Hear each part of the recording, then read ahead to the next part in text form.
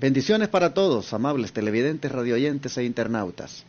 Es un gusto saludarles en este día, domingo 5 de enero, cuando por la gracia de Dios tenemos este honor de poder llegar hasta sus hogares para compartirles un poquito de la palabra de Dios en el estudio de la lección de la escuela sabática. Un saludo muy especial hasta donde usted se encuentre. Gracias por ser parte de nuestra audiencia. Pastor Joselito, buenos días. Buenos días, pastor. Me siento muy agradecido de estar nuevamente con usted, pastor, esta semana y ser partícipe de esta lección tan interesante. Sin duda alguna vamos a seguir aprendiendo mucho y profundizando más en ese tema de la gracia. Así es. Pues vamos a proceder a pedir a Dios que nos dé este entendimiento y sabiduría para poder hablar de Él. Así es. Vamos a orar. Vamos a orar.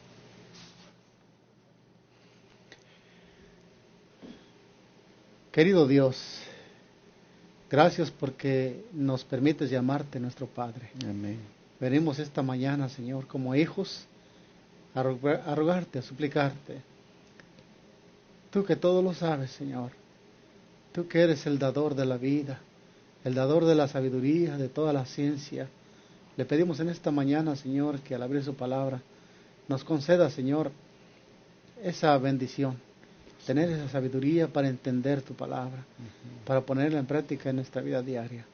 Señor, que día a día esa gloria ya comience a reflejarse en nosotros. Así es. Y que podamos ser, Señor, de esa manera una luz en este mundo. Le pedimos por nuestra audiencia. También, Señor, que juntos podamos ceder nuestra voluntad para que se pueda llevar a efectiva esa transformación. Amén. Gracias por todo, le pedimos por la dirección del Espíritu Santo en este estudio, en el nombre de Cristo Jesús. Amén, Padre. La semana pasada terminábamos la lección del día viernes hablando en cuanto al objetivo tan grande que el Señor tuvo al implementar la gracia redentora para con la humanidad. Y aunque el objetivo es bien grande y estuvimos analizándolo, pues creo que no lo hemos completamente analizado, no lo hemos visto a profundidad, de tal manera que para esta semana la lección se va a centrar más en eso, a ver con qué propósito la gracia se ha dado. Por eso se titula la lección para esta semana, El propósito inmutable de Dios. Nosotros vamos a mirar que si ya hemos visto algo sobre la gracia en la semana pasada, el Señor en su misericordia quiere todavía enseñarnos más. Vamos por lo tanto en esta lección a ver cuáles son sus propósitos del Señor con respecto a la gracia. Comencemos con el versículo de memoria que dice ese texto. Bien, en Jeremías 31:3 nos dice ese hermoso versículo que dice: Jehová se manifestó a mí hace ya mucho tiempo, diciendo: con amor eterno te he amado, por tanto te prolongué mi misericordia. Qué bonito versículo para comenzar el estudio de la lección, pastor. El Señor nos hace saber aquí a través del profeta Jeremías cómo el Señor se manifiesta hacia la humanidad para decirle: te he amado con amor eterno. Exacto. Te he prolongado mi misericordia. Sin duda alguna podemos decir en nuestro tiempo las mismas palabras que dijo aquí, que se le dijo al profeta Jeremías. El Señor prolonga, como dijimos la semana pasada, su venida, porque Él quiere que todos procedamos al arrepentimiento, y en su paciencia nos prolonga el tiempo para que podamos ver en un contexto abarcante su paciencia, pero también su amor para la humanidad, al querer, al desear que todos procedamos a arrepentirnos para alcanzar la salvación. Y es interesante ver cómo el profeta dice que Jehová le dijo: así es. Con amor eterno te he amado, por tanto te prolongué mi misericordia. Si nosotros queremos ver ya aquí el propósito de Dios Así es. con la gracia, es mostrar su misericordia, mostrar su grande amor para con nosotros. Claro. Pero Pablo lo dice en otras palabras. Veamos cómo el propósito de Dios en la creación y la redención del hombre, Pablo nos lo presenta. En Efesios capítulo 1, versículo 4, 6, y también nos da el capítulo 2, 7. Pero veamos primero Efesios capítulo 1, 4 y 6, dice de esta manera: según nos escogió antes de la fundación del mundo, para que fuésemos santos y sin mancha delante de Él, con amor habiéndonos predestinado para ser adoptados hijos suyos por medio de Jesucristo, según el puro afecto de su voluntad, para alabanza de la gloria de su gracia, con la cual nos hizo aceptos en el amado. Aquí vemos entonces el propósito de Dios que tuvo en la creación. Nos hizo con el propósito para que fuésemos santos y sin mancha delante de Él. Uh-huh. Ese era el propósito tanto en la creación. Ese es el propósito tanto en la creación como en la redención. No sí. Ha cambiado, pastor.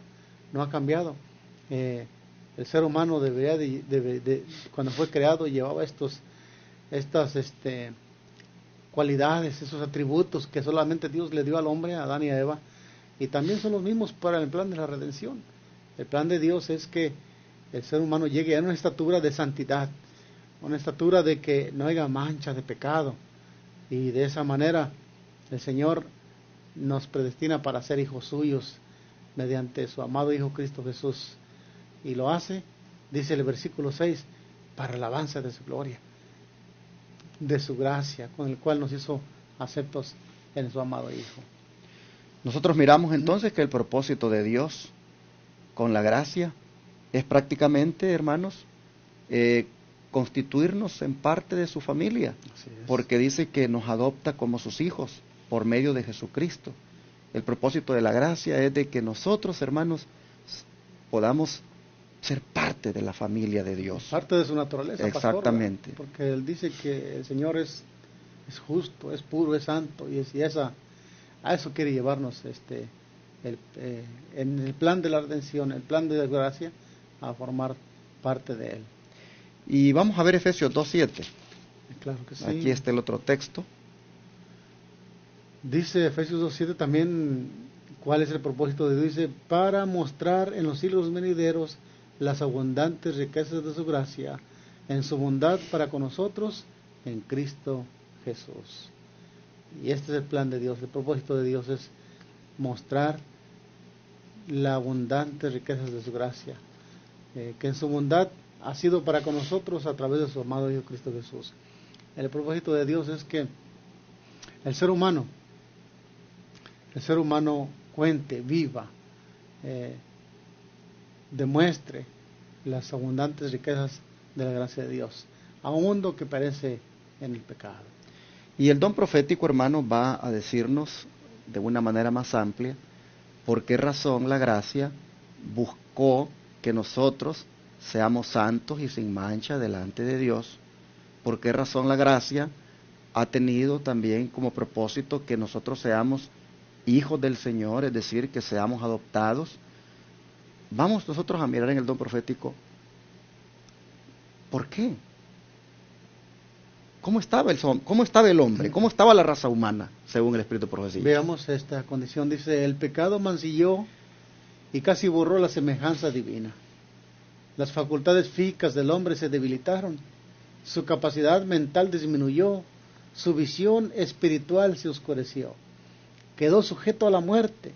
No obstante, la especie humana no fue dejada sin esperanza.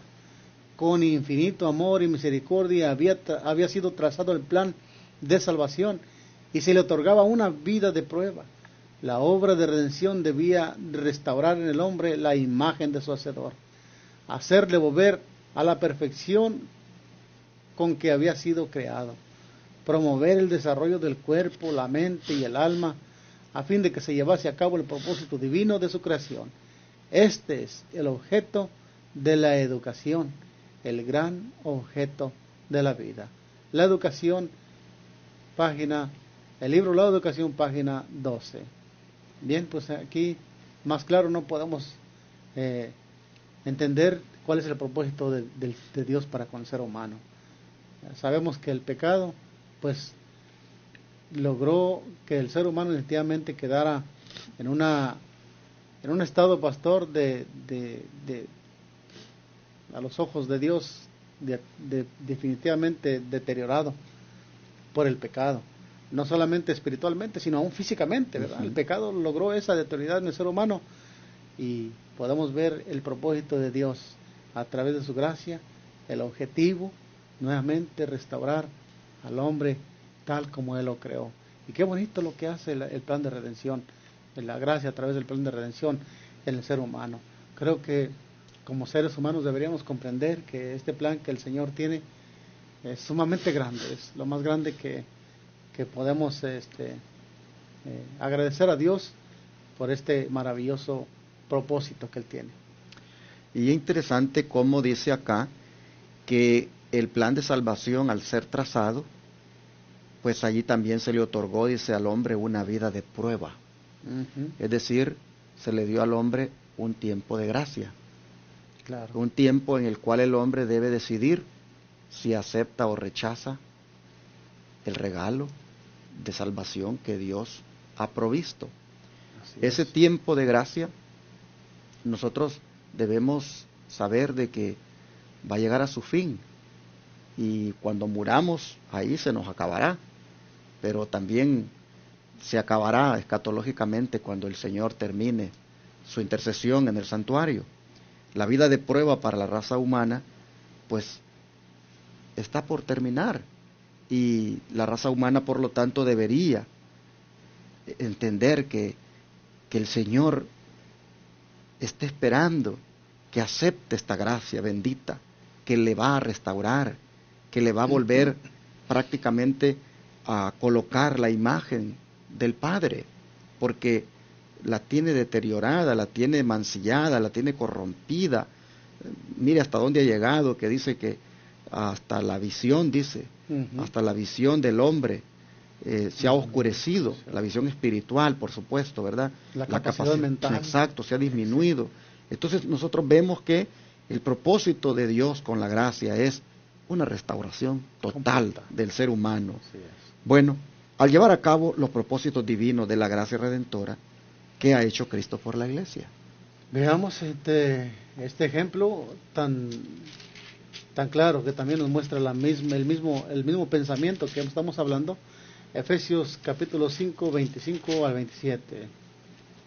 Efesios 5, 25 al 27 dice de esta manera: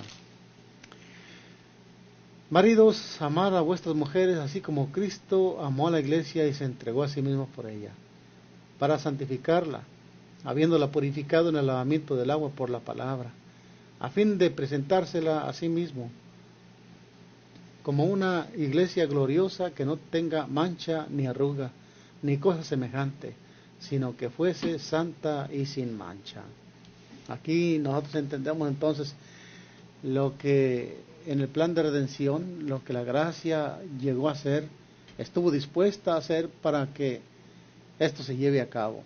El plan de Dios es que, mostrando en esta escritura, en relación con la ley del matrimonio, dice que Cristo amó a la iglesia, se entregó a sí mismo por ella, y lo hizo con un propósito de limpiarla, lavarla, para presentarse a sí mismo como una iglesia sin mancha ni arruga ni contaminación, una iglesia pura, en otras palabras. Exacto. Este es el propósito divino de la gracia.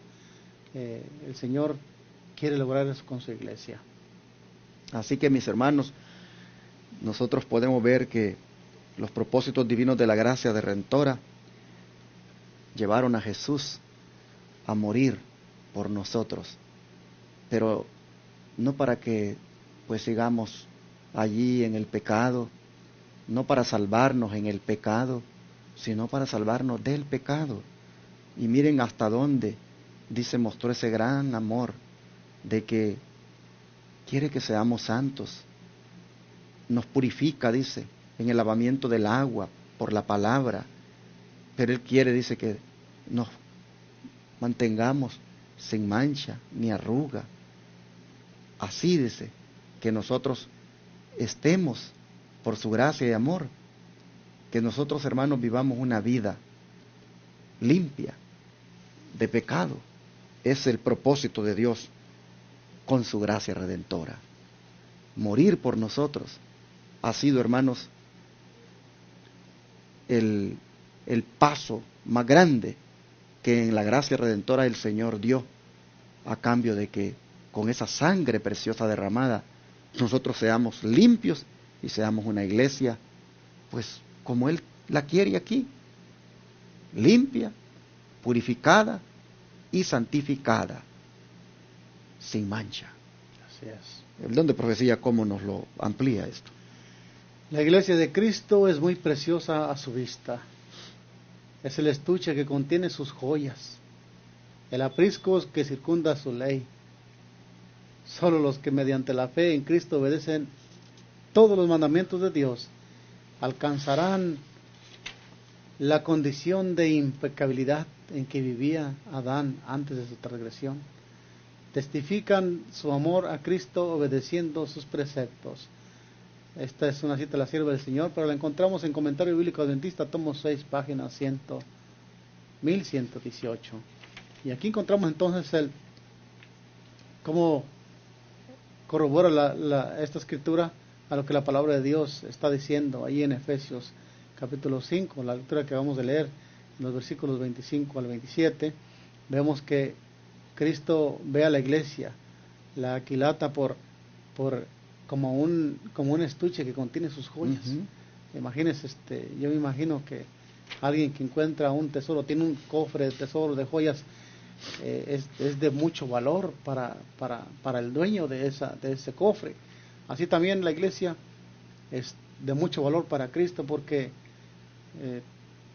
todas estas joyas que me llama la atención, porque dice que el aprisco que circunda su ley, da 3 ejemplos, ¿no?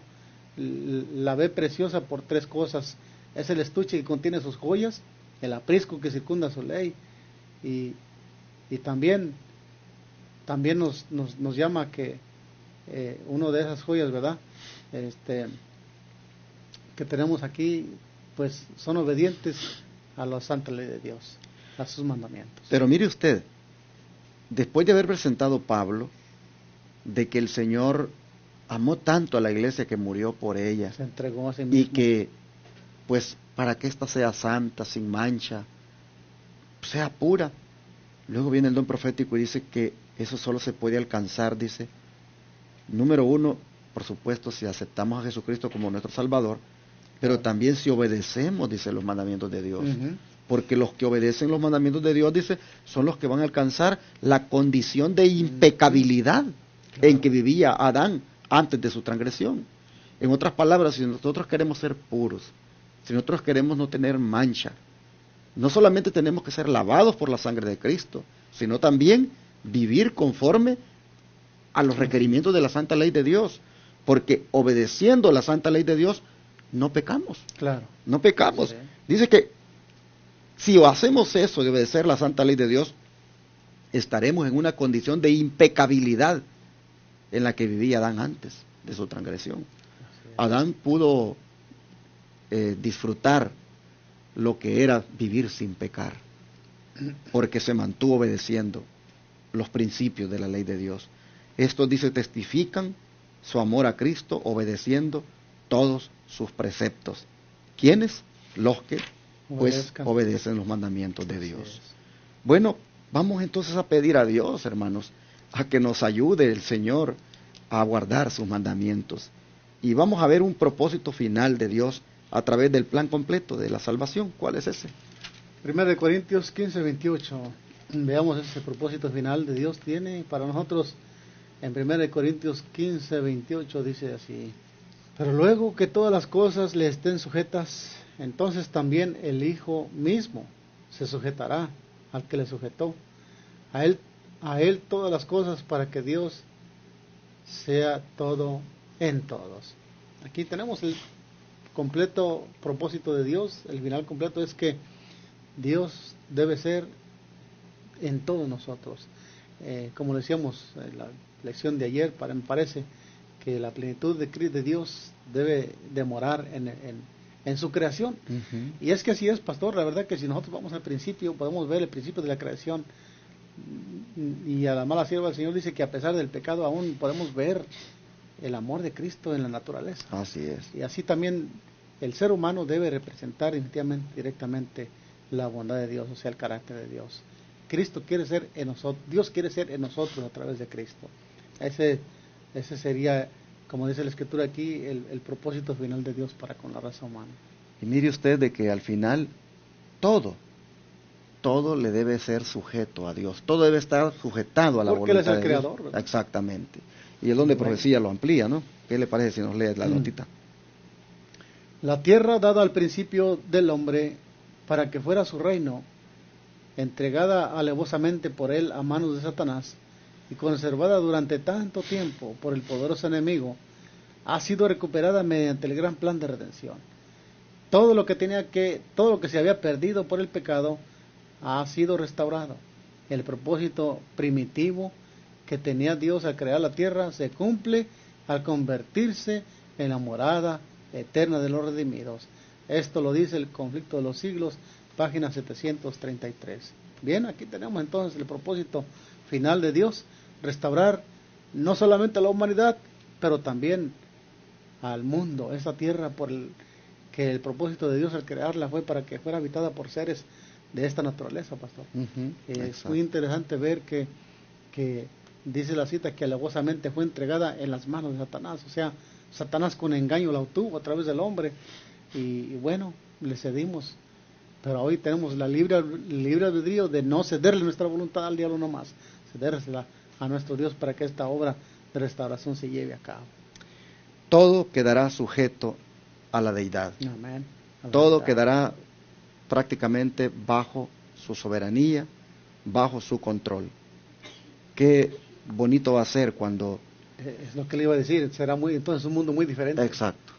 Allí vamos a vivir, vamos a conocer la felicidad en toda su plenitud. Así es. Así que Dios nos ayude, hermanos, para que estos propósitos se cumplan en nosotros. Estos propósitos del Señor son, como dice aquí la lección inmutables, es decir, no cambian. El Señor quiere lograr esto en nuestra vida y ojalá, mis hermanos, que nosotros cooperemos con Él para que esto pueda suceder. Amén. Vamos a pedírselo a Dios en oración en esta mañana.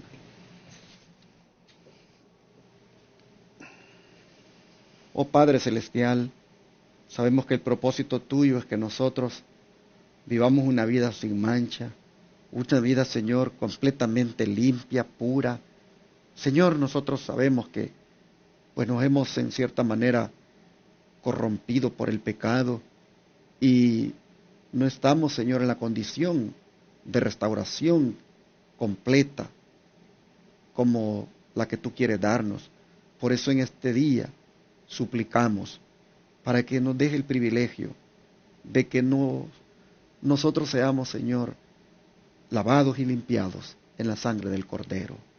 Clamamos, Señor, porque esa mancha y arruga que hay en nosotros por el pecado, esa contaminación que hay, Padre, pueda ser purificada ahora en la sangre de Cristo. Amén. Suplicamos, Señor, que así el propósito tuyo se cumpla, el de que nosotros finalmente, Padre, podamos reflejar tu carácter, podamos vivir esa vida sin pecado, donde nos sujetemos completamente a tu voluntad.